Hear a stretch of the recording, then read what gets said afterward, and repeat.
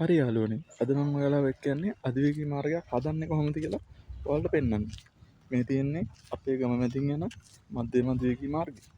මම ඔයාලට පෙන්වන්න කොහොමද මේක හැදෙන්නේ කියලා. දැන් අවුරුදු 3ක විතර ඉඳන් තමයි මේක හැදෙන්න ගන්නේ. දැන් නම් ගොඩක් දුරට හැදිලා ඉවරයි. තාමත් වැඩ කරන ඔයාලට පේනවා ඇති.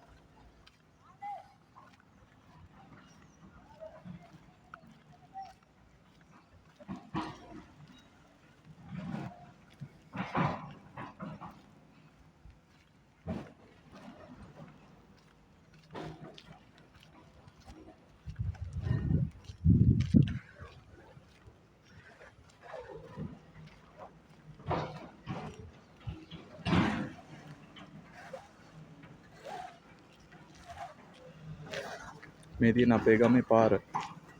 දැන් ඒවා ගොඩක් සංවර්ධනය වෙලා තියෙන කාබට් දාලා මේ අධිවේගී මාර්ගය හැදීමත් එක්ක තමයි. මම ඔයාලට අධිවේගී මාර්ගයේ උඩටම ගිහිල්ලා පෙන්වන්නම් කොහොමද තියෙන්නේ කියලා.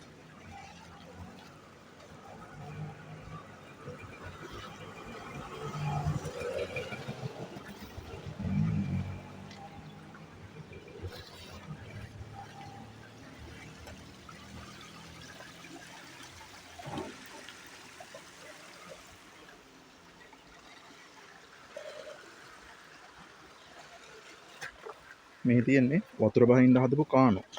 අපි මේ කානුවත් දිගේම උඩට යන්න.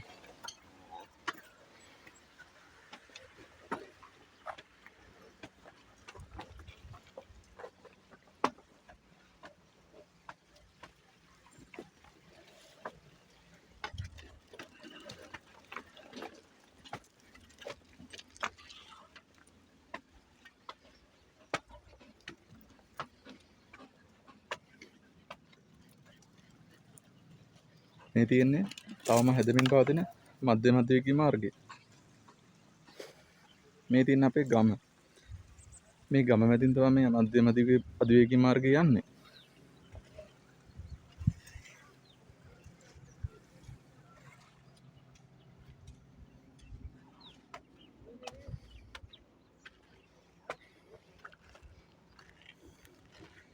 මේ තියෙන්නේ අධිවේගී මාර්ගයේ උඩ. මේක තාම කාපට් කරලා නැහැ.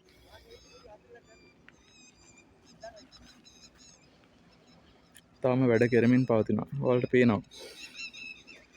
තාම බොරළු පස් විතරයි දාලා තියෙන්නේ.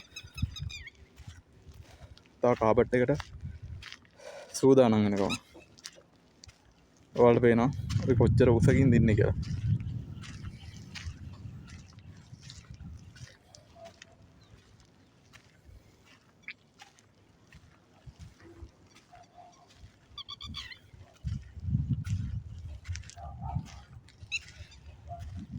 ඔයාලට වෙන පොළොව මට්ටමේ ඉඳන් අඩි 20ක් විතර උසට හදලා තියෙන අධිවේගී මාර්ගය.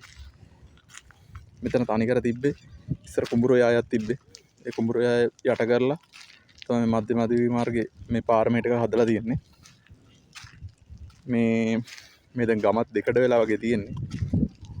මේ පාර මැදින් ගියාට පස්සේ මේකදී තාම හදන හින්දා තමයි මේ යන්න දෙන්නේ. නැත්තම් මේ යන්න දෙන්නේ නැහැ මේ පාරේ.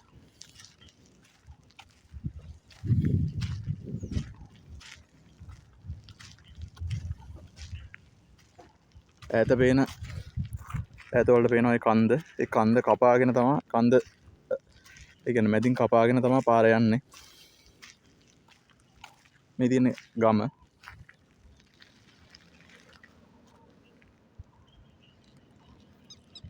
ඈත තාම වැඩ වලට වෙනවා.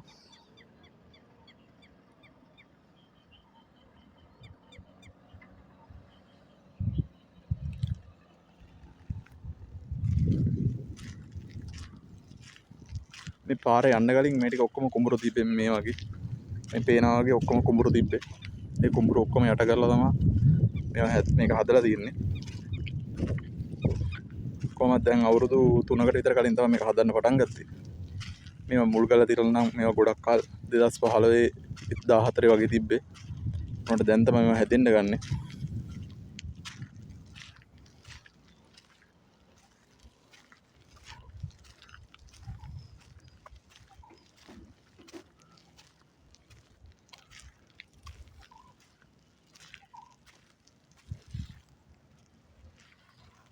මේ ටික ඔක්කොම පස් පුරවලා තමයි යන්නේ අධිවේගී මාර්ගය කිව්වට මේ උඩින් යන්නේ ඒ කියන්නේ මොකද්ද කොන්ක්‍රීට් මේ කොන්ක්‍රීට් කණු ගහලා එම උඩින් යන්නේ මේ ටික ඔක්කොම යන්නේ පොළොවේ කියන්නේ පස් පුරවලාම යන්නේ මේක සෑහෙන විශාලවට තියෙනවා ඒ කියන්නේ ක්‍රිකට් ගහන්න පුළුවන් සයිඩ් ඒ කියන්නේ ක්‍රිකට් ගහන්න පුළුවන් විදිහටම තමයි මේක තියෙන්නේ ඒ කියන්නේ මේ ඉච්චකට ඉඩ ප්‍රමාණයක් තියෙනවා සාමාන්‍ය මම හිතන්නේ මන්තිරු 4ක් විතර යන්න තමයි මේ අර කියන විදිහට මේක තියෙන්නේ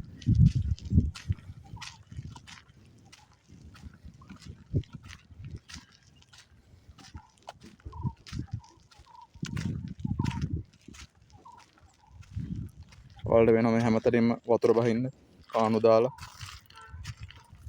පඩි පෙළ වගේ හදලා වතුර ක්‍රමානුකූලව බහින්න ලස්සනට හදලා තියෙනවා මේ තියෙන්නේ ඔය ඉස්සර අපි නාපු ඔය දැන් නම් නාන්න බෑ ඒවා මේ සංවර්ධනයත් එක්ක ඒවා මේ ජරා වෙලා එහෙම තියෙන්නේ දැන් ඉතින් බලන් ඉන්න තමයි තියෙන්නේ කොහමද ඔයාලට පේනවද මේ පොළොවේ මට්ටමේ ඉඳන් අඩි 20ක් 25ක් විතර උසින් තියෙන්නේ මේ ඔක්කොම මේ හරිය කණු මෙතන ඔක්කොම පාලම ගිහින් තියෙන්නේ මේ ඔක්කොම වතුර යන හින්දා මේ වැස්ස කාලේ කොහමද අඩි 10ක් විතර උඩටම එනවා වතුර අපි යම් පල්ලෙහාට ගිහලා ඒකත් බලමු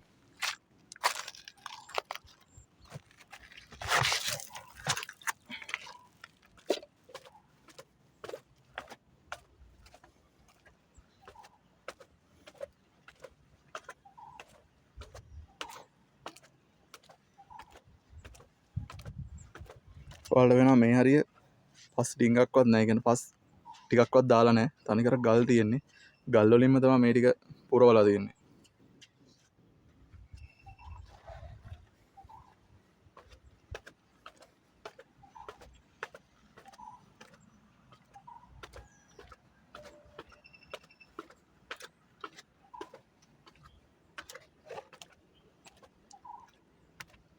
මේ තියෙන්නේ වතුර බහින්න තියෙන කාණු පද්ධති අපි යන් කෙලින්ම ඔය බලන්න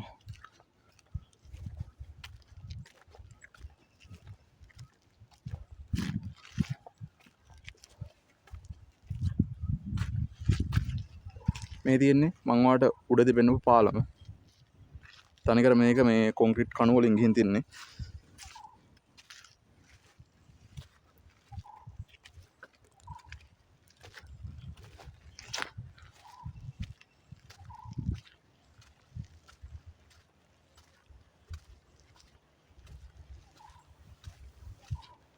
කොන්ක්‍රීට් කණු වලින් ගිහින් තියන වල පේනවා අඩි කොහමත් 20කට වැඩිය උසන් උසයි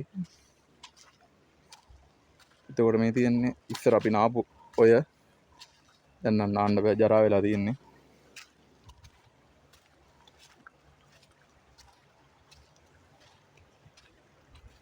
මේක මධ්‍යම අධිවේගී මාර්ගයේ රඹුක්කන කටුපිටිය එන්ට්‍රන්ස් එක සෙට් වෙන පැත්ත තමයි මේ තියෙන්නේ ඔයාලට තව අවුරුද්දකින් විතර මේක අවුරුද්දක් යන්නෙත් නෑ මම හිතන්නේ මාස 8ක් විතර යද්දි මේ පාරත් විවෘත වෙයි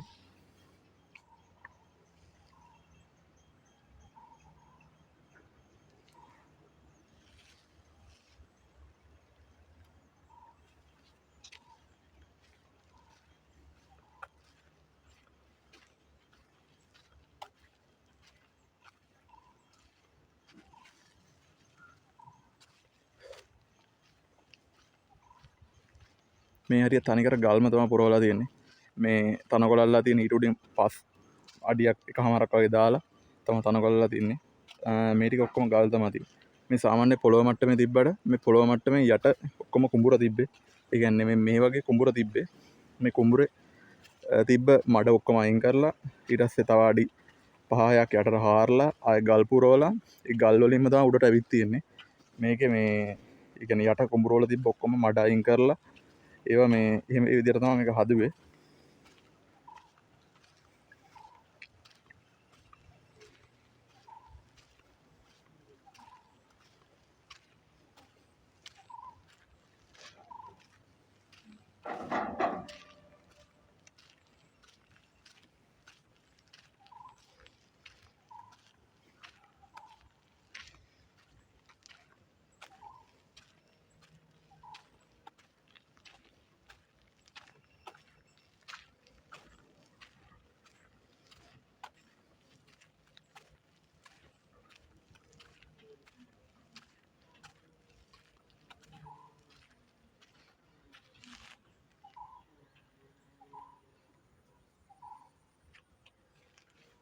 එහෙනම් යාළුවනේ අදට අපි සමුගන්නවා. මේ වගේ තවත් වීඩියෝ එකක් ළඟදීම ගේන්නම්.